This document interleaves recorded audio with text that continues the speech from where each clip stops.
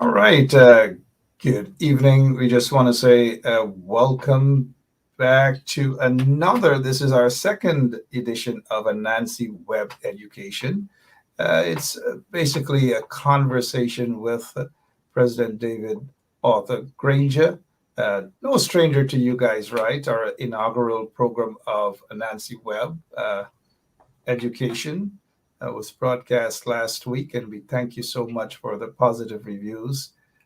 Feel free to continue sending those messages about the Anansi Web Education, which is an educational program about the villages across Guyana, villages that were bought by enslaved African ancestors, our enslaved African ancestors. We'll just walk you through the entire process.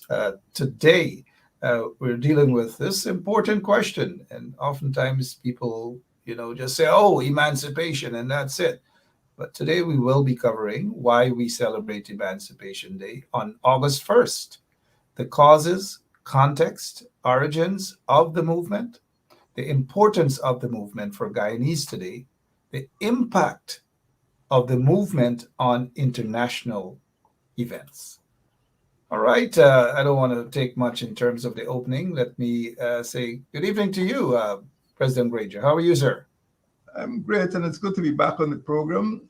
It's a very forward-looking program, and I must congratulate your platform for the initiative in launching this educational program. And I hope all Guyanese, not just African Guyanese, but all Guyanese understand, where we came from and where we're going.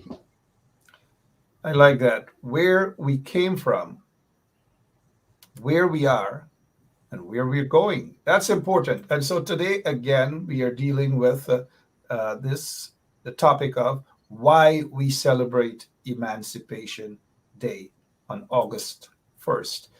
Should we begin with that as to why and the importance of emancipation?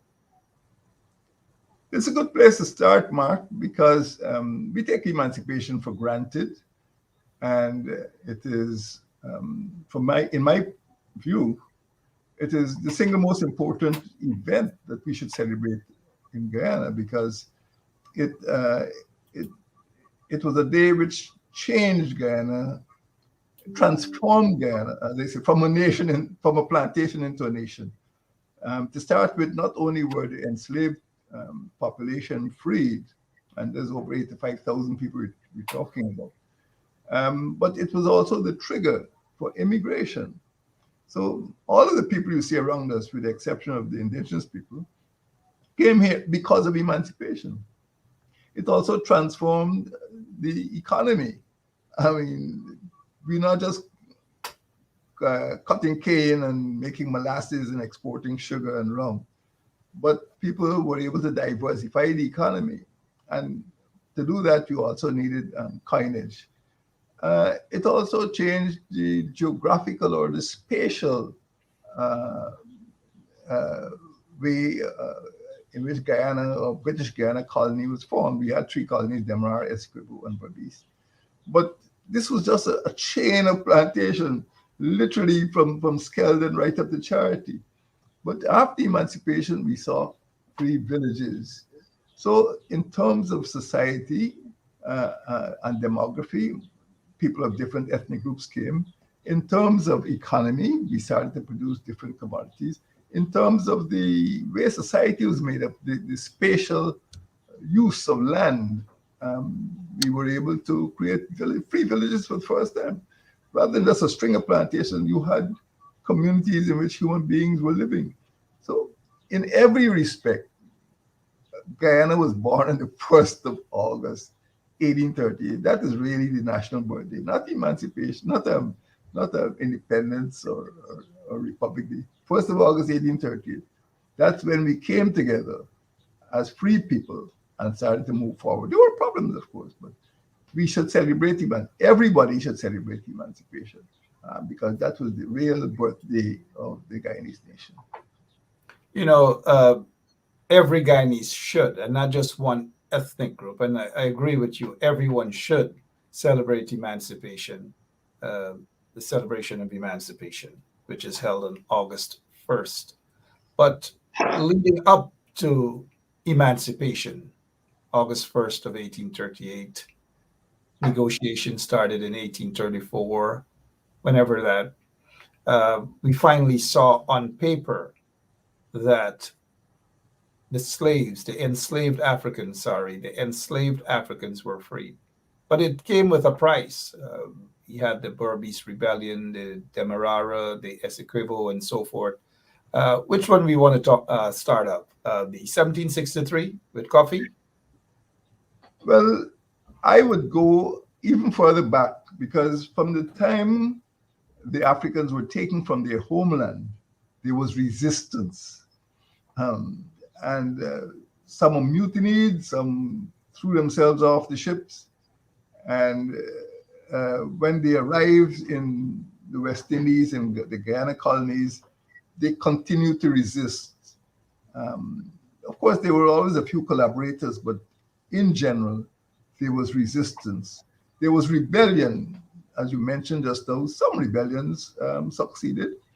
Um, well, most rebellions did not succeed, in fact. They succeeded in bringing about a change eventually because it became too expensive for the planters to maintain forces just to suppress rebellions. In fact, something called the West Indies Regiment was established just to suppress slave revolts.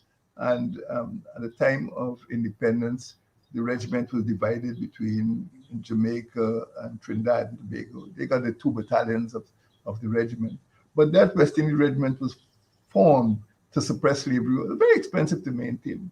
And thirdly, many enslaved Africans ran away. As you know, those of you who descended from Surinamese would know there's a large bush Negro, it's called Bosneger, not an expression we use much in Guyana, but maroon settlement in Suriname. And there are maroon settlements in Jamaica as well. And they were able to fight the British and gain autonomy. So the Maroons are actually an independent mini-state, micro-state within Suriname and they have rights, they have charters. So there was marronage, that is marronage, the practice of running away and forming these settlements with their own government. So resistance, rebellion, running away, marronage, these were four means by which the enslaved Africans fought against the planter class. And we could go on to individual revolts. In Guyana, certainly the most significant were in 1763. There are a dozen other revolts, but 1763, it was the longest lasting, and it, it it caused the Netherlands Antilles, the Netherlands government, the Dutch government, to change the way it administered its plantations. And as you know, only this month, the Dutch king, Willem Alexander, I think, uh, actually apologized. I think the first major slave trading state to actually apologize. I am sorry. That is something we haven't heard from the French or the British or the Spanish, but and the Portuguese. But he actually apologized because Demerara, Essequibo, and Berbice were Dutch colonies. So we are liable to, eligible, not liable, eligible to receive some form of compensation. But the point I'm making here is that these revolts, and we could go into them, we could go into the 1760 revolt against the Dutch, the 1823 revolt against the British, and also the 1834 revolt against the British. But there were other revolts because this was a constant fear of the planters, not only in British Guyana, but also in Jamaica, particularly where there was a large population. So I think that was the most important thing. There's a continuous struggle. It wasn't episodic, it was continuous. And there were very small revolts running away and marronage, which did not make the headline news. So it was because of this. This was the main factor that led to emancipation. There were also economic theories that at this time in Britain, You had a rising industrial middle class who got fed up buying expensive sugar from these little islands in the West Indies. They wanted cheap sugar to feed their workers, tea and candy and so on.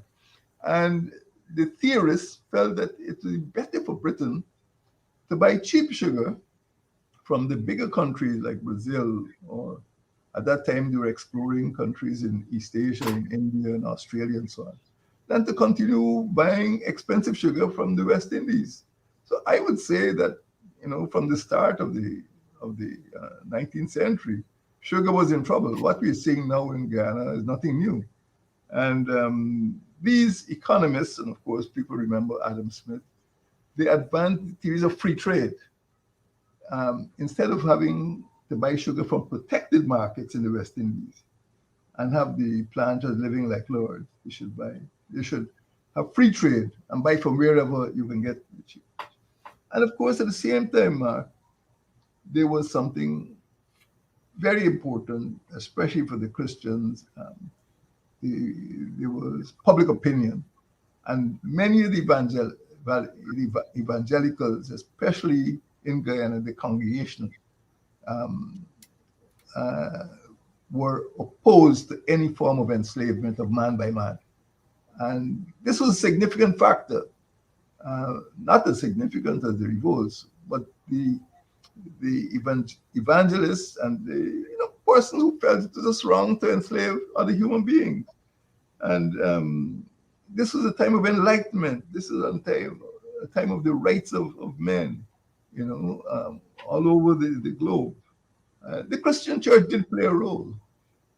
And these were four of the important factors that should be considered in the emancipation movement. The fact that the enslaved Africans refused to accept slavery as a normal way of life, the fact that the economy was unsustainable, the fact that public opinion was turned against slavery. And as you know, there are some Christian societies, even now in America, for example, like the Quakers and Society of Friends, the Maronites, I think, even 200 years ago said we will not have part of slavery, and they never participated. They just sold their slaves. They ceased to participate in slavery. So they were, in a way, leaders in human emancipation. And of course, the fact that all these cheap sugar producers were coming on board, India, Mauritius, Australia, and of course, you had China, Brazil, and Central American countries. All these factors started to come together to make emancipation possible. But the leading factor, the most important factor, was that the enslaved Africans themselves say, hell, we are not going to take this anymore. We'd rather die. We're not going to take this anymore. We'd rather die. Anansi Web Education. If you're now joining us, my name is Mark Benchap, and we're having this Anansi Web Education discussion with President David Arthur Granger. You mentioned earlier that the Dutch actually, the PM Netherlands there, actually apologized for slavery. But it appears to have stopped there. An apology, yes, is welcome, the first that we have seen publicly. But what about what follows there? Why shouldn't the people be compensated? Reparation and all these different things. Where do we go from this apology? Well, we do have a commission which came into being, but mainly through the Caribbean community. And at that time, people like Rex Nettleford were leaders in the field. But the Caribbean community pioneered, there is actually a Caribbean Reparations Commission. And we do have a local branch. And in Guyana, I personally launched the local Reparations Commission during my presidency. And where we go from here is that we must recognize the role of that Reparations Commission and empower it to deal with similar commissions in other Caribbean territories and have a united front. I think the Vice Chancellor, the UE Vice Chancellor at the Barbados campus, at least, Professor Sir Hilary Beckles, is the chief spokesman. And he's gone up to London to argue on behalf of the Caribbean, particularly, for reparations. So there is a movement taking place. CARICOM is involved. We do have local chapters. And it is a matter of calling King Charles III to sit down with the former colonies and do what the Dutch king did, apologize and start talking about reparations. And it has happened in some places. For example, a few persons who recognized that their families had benefited from the enslavement of Africans, the transatlantic trade in captive Africans, have apologized and started to make payments, through universities or through various foundations. But what is necessary is the British royal family, which was an active participant and one of the earliest participants, at the time of Francis Drake and John Hawkins in the slave trade. And they must be brought to the table and be made to accept, not to say it's an outrage or it was an atrocity. They must accept that it was a crime against humanity. They must apologize, and we must start getting down to numbers. That's what needs to be done now. The CARICOM has done its work. Guyana is ready, and King Charles III, on behalf of one of the greatest slave trading nations in the transatlantic trade in captive Africans, must call us to the table and let us work out the numbers. That's where we must go from here. Absolutely. The Prime Minister, Netherlands Prime Minister Mark Rutte actually said that in his apology that, look, we are the Dutch, we are apologizing for slavery, our role in the slave trade throughout the world. He said this apology, and this is key here, Mr. Granger. He said this apology doesn't stop here. It's not a full stop. It's a comma. What do you think he meant by that? It meant that the door is left open for the victims or the descendants of the victims of the transatlantic trade to come to the table with proposals as to how this reparation would be, the payment of reparation will be effected. And that is what our people at CARICOM, at the Caribbean level, and Guyana, at the government level, need to do. Stop talking about it and start putting concrete proposals on the table. In fact, you mentioned Prime Minister Rutte. I think he lost his job yesterday. I think the coalition which he was leading, and I should give him some advice on coalitions, the coalition which he is leading collapsed, but he remained in caretaker mode until elections later this year. But I'm glad that he is demitting office on that note by promising that some further action will be taken. A comma, not even a semicolon. Let us proceed by asking our Caribbean Reparations Commission to take the ball and move us forward to fulfill the mandate of our forefathers who started this emancipation movement. And you are correct that the coalition government there has collapsed. Mark is just a caretaker for now until an election day is fixed. Um, you have a series of books that are actually out, and this particular one deals with the emancipation movement, the pursuit of dignity and liberty. That's by you, David A. Granger. I like the part that he says the pursuit of dignity and liberty. We're still pursuing those, right? It took a long time to get there because many people do not understand the terrible conditions of enslavement, in which, as one historian said, Professor Thompson, who's Guyanese, of course, he's emeritus now, he's in Barbados, but he said The enslaved Africans were treated as two-legged animals, two-legged domestic animals. It's most degrading. I mean, he did not call them that. He said this is how they were referred to, as two-legged domestic animals. They had no rights. They couldn't marry. They couldn't own property. They couldn't give evidence. They could be killed um, uh, during the great part of the period of enslavement. But let us not run away with the feeling that all this happened in one day, in 1st of August, 1834. There was, first of all, the abolition of the trade. And this didn't happen until March 1807.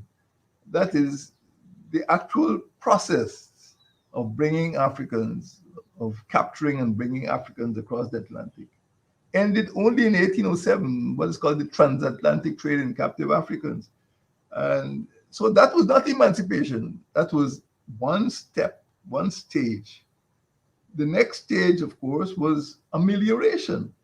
That is about, what, 20 years or so after the trade stage stopped. Because the slave trade stopped, many of the Africans were worked harder because there were no new Africans coming into the country because the trade stopped. So they were worked harder than ever before. And because of the actions I described a little earlier, with the evangelicals and uh, the economic theorists and so on, they were able to bring about amelioration, that is, improvement in the treatment of Africans. Women couldn't be beaten. Um, enslaved women couldn't be beaten. And, the hours of work were controlled. And so this didn't end slavery. It was simply an amelioration. It's not until 1834. And this is 11 years after the Demerara Revolt. That is why the Demerara Revolt was so pivotal. 10 years after the Demerara Revolt, in 1833, the Act was passed in British Parliament. So you can see the relationship. It wasn't accidental. Our And the forefathers. Demerara Revolt, and many may know Kwamina, who played a major role in that, along with his son, Jack Gladstone. And of course, Kwamina was a deacon at a church headed by missionary John Smith. I'm glad that you mentioned the role that the church played, particularly there in the 1823 Demerara Revolt. Um, you think a lot of people, because you wrote a lot in terms of these sort of things, a lot of people know how important the Demerara Revolt was, which 10 or 11 years after that led to the 1833, paving the way to the emancipation of slavery. Your take? I cannot say how many people know or care.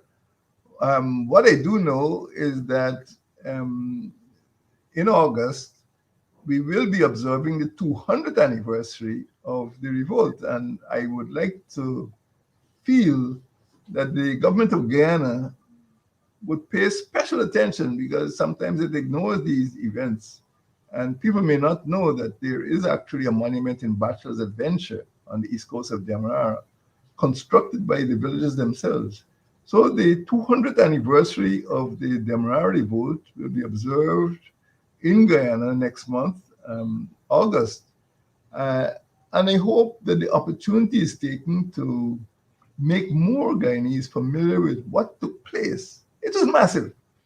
It was massive. Without social media, without mobile phones, people were able to mobilize 11,000 enslaved Africans on the East Coast alone and start the march to them. And also, the, the most important too is that 200 of them were killed in one morning at Bachelor's Adventures. Some others were brought down to town and court-martial and hung and the heads cut off at what is now called Parade Ground. But the real massacre was not at the Parade Ground. It was at Bachelor's Adventure. That is where it took place. And many people don't know that. They don't even know that 200 people were killed. And they only were told later on, that there was this revolt. You see, many Guyanese do not have access to a history of Guyana, and they sometimes downplay things which are not, observed formally by the state.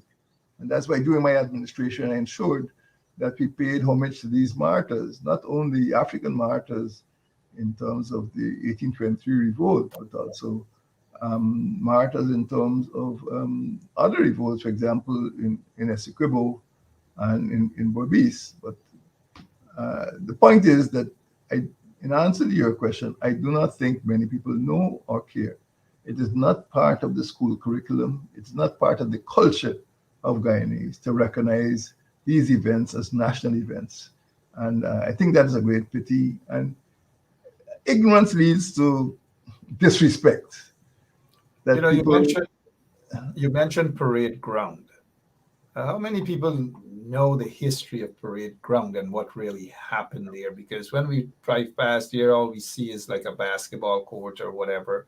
But then instead of placing a monument there, it was placed all the way at the where is it? The um, somewhere closer to the junction there in Georgetown by the seawall. yeah, Talk to well, us a little bit about parade ground and what happened. I'm aware of the controversy, but sometimes it is not possible um, or even necessary to put a monument at the site of the actual revolt. For example, the 1763 monument is not located in Berbice, Um, the the Essequibo Monument, Devon Monument, is not located at La Belle Alliance. It's located in Anna Regina.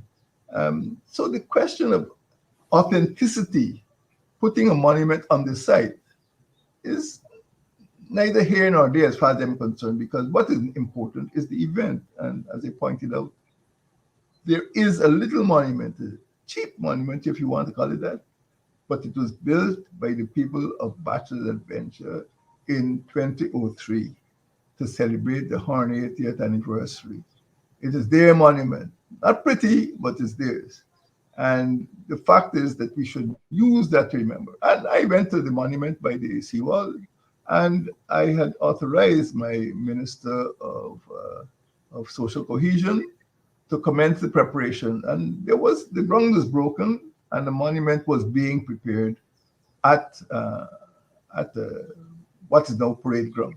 So we will have a memorial at Parade Ground, and there is evidence there are newspaper articles, and there's a monument at the seawall. But let us use what we have. And I'm very happy, Mark. Let me tell you this. One day, during my presidency, I was driving past that monument, and I came around on the northern Seawall Road. And it was during the August holidays, and a school teacher from the East Coast actually rented a minibus and brought down her own school children with her own money, and they were almost picnicking at the 1823 monument. And it's the first time I've seen it, that a school teacher can bring school children and say, this is where it started. And that is how we must treat our history and our heritage. And the very important monument which commemorates the struggle as part of that emancipation movement. So it could catch on with more education. And as I said, the ground was broken for the monument another monument to be constructed on Parade Ground. But that is not where the revolt took place. That is where some of the executions, not all, some of the executions, many of the executions occurred on the East Coast. People would just catch them and tie them up to a tree and have a little 5-minute court martial and shoot them. So the blood-soaked part of the country is the East Coast, not Parade Ground. In fact, the number of people executed on Parade Ground was very small compared with the number of people who were killed on the East Coast, particularly Bachelor's Adventure. If we want an authentic site, we should go back to Bachelor's Adventure. Bachelor's Adventure celebrating the 200th anniversary this year on that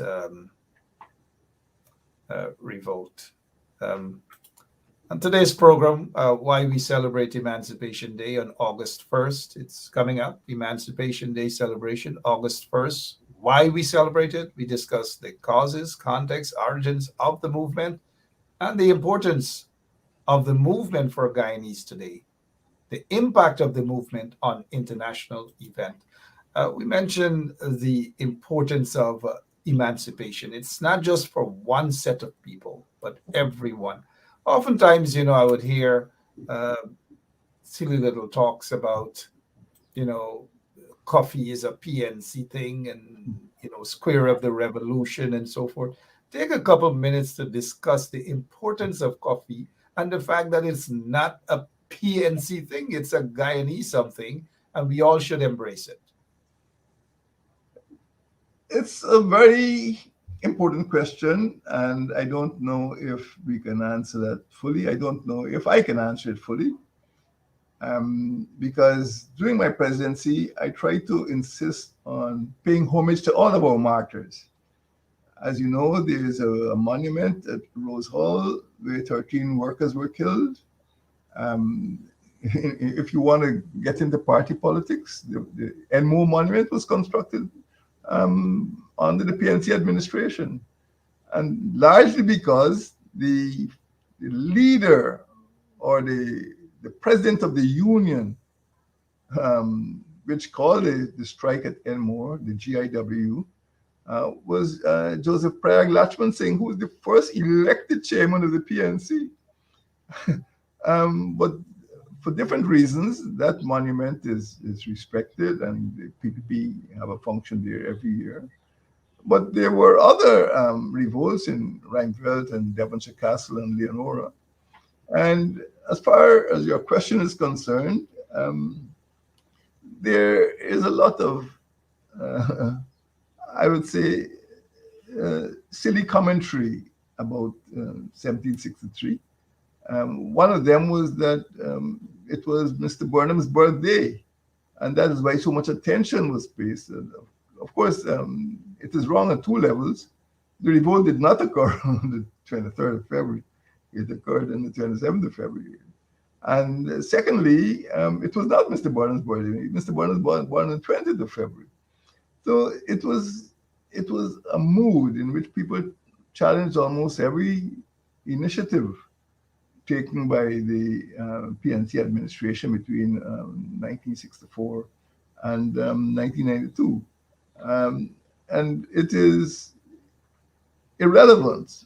What people need to know is that the revolt contributed to the breaking down of the system of enslavement and the transatlantic trade in captive Africans. But many people do not understand or do not accept that their being here, Chinese, Portuguese, East Indians, and other persons of African descent, are here because of the struggles of people like Kofi in 1763, the struggles of people like Kwamina in 1823, the struggle of people like Damon in 1834. So it is part of a, psychology of ignorance. And I had hoped that more education, and perhaps this is one of the duties of Anansi, and that is why I'm very glad that you call it Anansi Web Education, because it's an educational program which teaches children, which teaches Guyanese to think critically about their history, not only of Africans, but of the whole nation. And certainly the nation has no history without including the contribution of the enslaved Africans for 300 years. You know, as we look up at our time in terms of wrapping up, I want to get back briefly to what the Prime Minister of the Netherlands, of course, his government collapsed. After making that apology, he did say that the government will make 200 million pounds available in fund for measures aimed at raising awareness, fostering engagement, and addressing the present day effects of slavery, etc., etc., etc. So apparently there is just a little scratch in the bucket, so to speak, $200 million available. I'm wondering here now, when will folks in Guyana have access to such even a little portion of that 200 million pounds? I said, Mark, that it's 200 euros actually, 200 million euros. But there is a CARICOM commission, and my advice would be not to uh, split up the movement by making individual appeals, to continue to strengthen the CARICOM effort so that we speak on the authority of 15 sovereign states or more sovereign states. And that would have greater weight in the international community than if St. Lucia goes on its own, St. Vincent goes on its own, St. Kitts goes on its own. So we know what we have to do. Much has been written. Much has been written. And I think if you check what Professor Hilary Beckles has done, you'll see that we're ready to go. And we're waiting for the call from King Charles III. And I think within a matter of months, we can have the show on the road. But we know what is needed, and I'm not saying that I agree with the Dutch approach. They have they had fewer colonies. In fact, they were one of the major trading nations because they had a very advanced shipping fleet at the time of the start of the transatlantic trade. And they were the ones who carried enslaved Africans to Brazil in the first place. And the Africans in Ghana actually came from Brazil. The first ones came from Brazil. We started producing sugar when the Dutch were expelled. So it is good that the Dutch should make a start. And I am very confident, I don't have the documents with me, I'm very confident that our local chapter, as part of the Caribbean effort, would be successful if we stuck together. And if our government or 15 sovereign governments or all the interested elements, you have to think of civil society as well, participated in framing the architecture of that reparations demand. All right, as we close off here, Emancipation, August 1st. What really should we be celebrating come August 1st, Emancipation Day? What should people really celebrate? In conclusion, I would say we celebrate our nationhood. We celebrate our coming together. We celebrate our freedom. We celebrate the transformation of the economy. We celebrate the fact that, we came from, five different continents, but we should aim or could aim at living and working together to create something new in this beautiful land of ours. And the most important thing is that we all suffered under the United Kingdom. We all have martyrs, and we all have or should have a common desire not to go back to any form of domination of one group by another. That is what we learned from emancipation to resist domination. And the lessons of emancipation should not take us back in the past, but take us into the future. And, in order to safeguard that freedom, we have to be eternally vigilant to make sure that there are no contemporary forces which try to make us into subordinate citizens. That is the lesson of emancipation. It is liberation, it's liberty, it's being able to live in dignity in this country in which we are born. That is the lesson, dignity and liberty. Dignity and liberty, indeed. That is the lesson. Dignity and liberty. Liberty, that's the lesson indeed. August 1st coming up, our Emancipation Day celebration. Let me just thank you guys for tuning in and making us part of your Sunday evening here on 107.1 FM with our program, Anansi Web Education with uh, President David Arthur Granger. We will, just to remind you guys, next week, we will continue with this discussion. This is not going to be a full stop, it is a comma. This is not a full stop. I like that. Yeah. Thank you so much, as always, President Granger. I appreciate your time. Hope you have a wonderful rest of the evening with your family. Thank you. Thank you, sir. And yes, we definitely will continue with this discussion why we celebrate Emancipation Day on August 1st, the causes, context, origins of the movement, the importance of the movement for Guyanese today, the impact of the movement on international events. This is not just a 30 minutes discussion of emancipation and it's done with. I do believe President David Granger will want to continue at least halfway through of next week's program to talk a little more about Emancipation Day and the importance. Thank you all so much. I am Mark Benchap. Until next Sunday, same place, same time, right here on 107.1 FM. God bless. Thank you, sir.